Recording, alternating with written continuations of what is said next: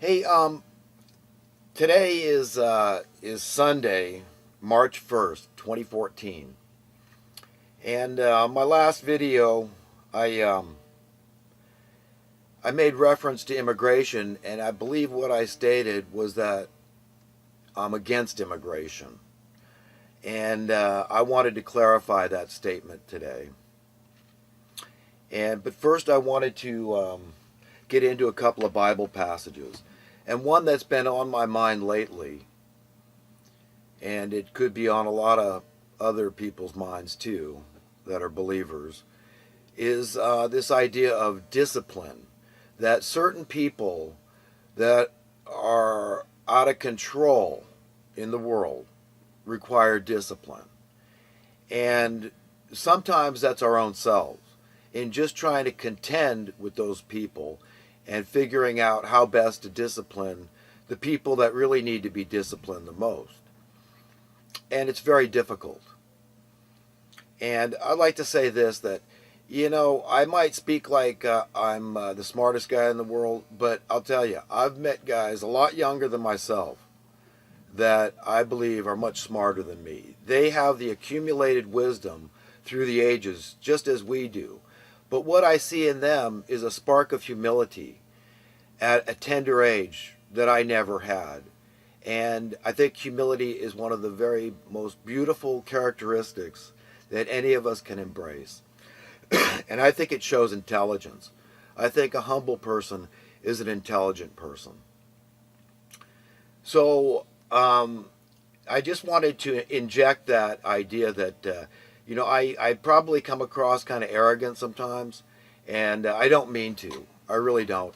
But I am very agitated because of this system, that I've been, forced to have to deal with. Like so many others, I'm not alone. I know that, but it's a very difficult system to contend with, and we tend to gravitate toward self-destructive behaviors of one sort or another, whether it be eating disorders, which are rampant, as we see with the obesity level in America and other parts of the world, I know, and just unhealthy eating habits, junk food addictions, alcohol addictions, drug addictions, sex addictions, retail addictions. I think is a very real and palpable force. Then you've got gambling addictions. I mean, it's one vice after another that we gravitate to, and I believe this is the underlying reason for all of these issues that humanity has. These ubiquitous issues are universal. And we have to understand what's really going on here. That, we're being manipulated from on high. Basically, every facet of our lives, every component of our lives is being manipulated by a ruthless gaggle of merciless, genocidal thugs. And I don't take that lightly, and I don't know how anybody can. I mean, this is a serious realization that, God has put on my heart. God gave me my intelligence and gives you your intelligence, and you can see these things. So, I mean, that's the reality of the world I live in. The very top of, this food chain, is these ruthless people, these haters of humanity. And, that's traumatic. And if we don't all have what, maybe likened to post-traumatic stress disorder, I don't know, what's going on here. I mean, we should all be somewhat traumatized by what is really a wicked situation. And we should help awaken others. I mean, doesn't a friend, if they know there's impending danger, are they just going to let you, walk headlong into it, or are they going to warn you? And that's how I see myself. I see myself as everybody's friend. And we need to understand what these top elitists, these top hypocrites, this murderous gaggle of thugs, what they are intending for us and how they operate. We've got to be a step ahead of them instead of constantly a step behind them and finding out after the fact that 9/11 was more than likely some type of offbeat false flag operation. So we've got to get ahead of that. And I think the only way I've ever stumbled across to get ahead of that is through the Bible, is understanding that the true end game, what's really going to unfold, is what was promised in here by Jesus. You see, Jesus couldn't lie. It was impossible for him to lie. He was sinless. And a lie is definitely a sin. And Jesus said that he was going to return. It was promised. No ifs, ands, or buts about it. So in light of that fact, you understand that these wicked rulers are none too happy at the idea that we may well be living in that period right toward the end, right at the precipice before Jesus returns. And if you listen to some of these wise old men that have devoted their lives to the study of Bible prophecy out there, all of them concurring that it really looks like things are really lining up. If you read the book of Daniel, that was reserved to be understood in the latter days, before the end of the age, before the return of Jesus, with this throng of holy angels. These are the harvesters of the souls of men. And then he divides the wicked from the righteous, like a shepherd divides his sheep from his goats. That is what is soon to take place. So you can understand that these thugs, this ruthless, murderous gaggle of hypocritical thugs at the top of this pyramid, are Satanists. They're Luciferians. They're working hand in glove with, if there's a devil, or if it's just an idea, either way, that's their master. That's the one they worship and serve. And it operates through money, through ownership, illegitimate ownership.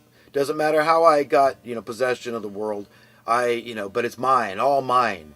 And you're all, subjects under my control. You're my slaves. This whole idea that you're born into slavery. You're already owned with this birth certificate. You're as what they term collateral. Everybody's heard that term. But this regime that's been in power for a long, long time, thousands of years, is coming down. And the earth shall be cleansed like a diseased cell. And these wicked people know this is coming, but they are going to do everything in their power to prevent it. So what does that mean? Essentially, what I'm saying is it not reasonable to assume these people would, if they could, prevent the return of Jesus and this throng of holy angels? And they would like you to believe they have that power. You see, these people are delusional. They're deceived. They're psychotic. They're sociopathic. They're everything pejorative, derogatory, negative, sinister, clandestine, devious, diabolical. I could go on all day with adjectives to describe these people, okay? But they are monsters. They are really, really nasty people. And you know it by their fruits. I mean, they speak openly of these things. I mean, we talk about hate speech. What the hell? I mean, let's go to the Georgia Guidestones. I mean, to me, them's fighting words. Would these people have intentions of getting the Earth's population down to 500 million from the current 7+ billion? Are you crazy? I mean, and that's not hate speech. That's all okay because they're rich guys that can afford these elaborate, gigantic marble stones. I mean, this system, like Jesus said, the system strains out a gnat, itty bitty tiny fly, but swallows a camel. And that is so relevant and contemporary to this day. That's exactly what they do. They make a big issue out of smoking, which... hey, you know what? I'm not saying it's great. I've got to be honest. And I know a lot of people, that can't control themselves experience serious health effects. Those could be mitigated with a good diet, with understanding basic nutrition. It's all a matter of science, mind over matter and all that, what you believe. But if you believe you're hurting yourself by doing a lot of cigarettes, then you shouldn't do it. But the point is that's just one example of how the system will strain out a gnat and swallow a camel, okay? And, the biggest thing we've got to get to, everything is minutia compared to a sound, monetary system. You see, and they know this. That's why it's the one thing they won't let us have, because if humanity ever had a taste of truly sound currency, and we realized that prosperity was supposed to increase for everybody, that's progress, is that we shared the wealth that we were creating.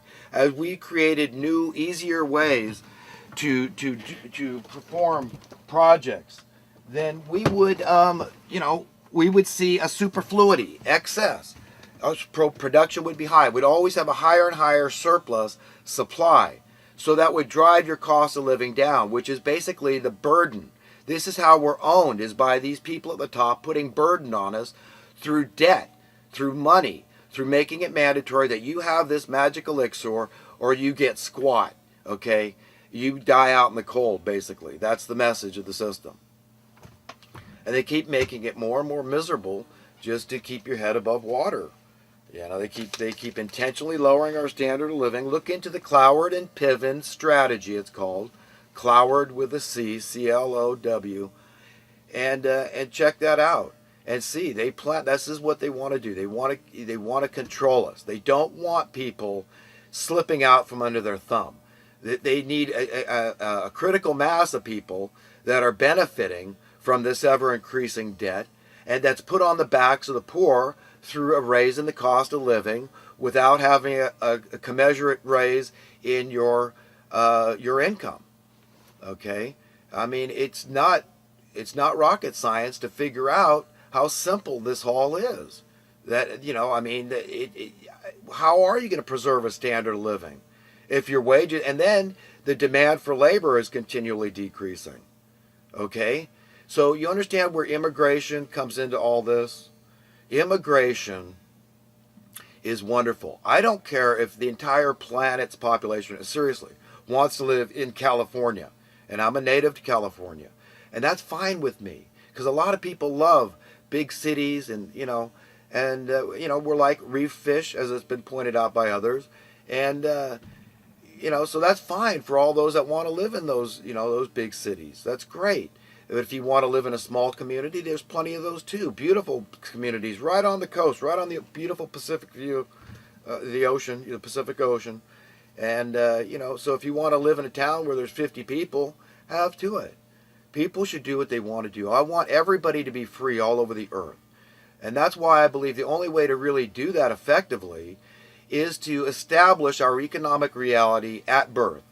In other words, it's your right as a citizen born onto this planet that you have a right to share in this planet and all its wealth. That it's not set aside for just a select few that have inherited over the ages, like the Rothschilds clan, the Rockefellers, and all these other uber wealthy people that create the policies.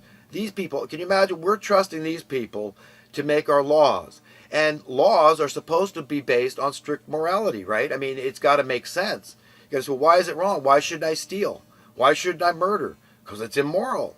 That's why you shouldn't do it. But we're trusting these people to make the laws that exempt themselves from these laws. I mean, these are a devilish gaggle of murderous thugs. I don't know how to put it nicely. So understand the propaganda that we're all subjected to through the mainstream media, which they own and control through fear. Again, people will toe the line. They'll say what they're told to say and not say what they're told not to say for job security, because they're scared, they're insecure, they're paying homage to the God of this world who operates through the money. It's all very simple, very powerful, very effective. So understanding what's really going on and getting to the bottom of things is very important. You see, I harp on sound currency so much because it really is a means to an end. That the way to freedom, not for some, but for everybody worldwide, is through sound currency.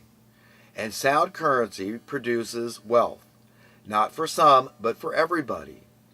Again, it's through a continually reduced cost of living. Until what? Until you're free. Until all those money lovers, all those money worshipers who love that advantage, they love the fact that this is the ultimate form of discrimination, that we're the haves, and we get to discriminate against the have-nots. by virtue of the fact that by whatever means we've gotten this magic elixir, we have this power, we have this control over their lives, and we can let them live in fear and loathing and be miserable. And as long as they're like that and we're like this, we're happy. We like the status quo.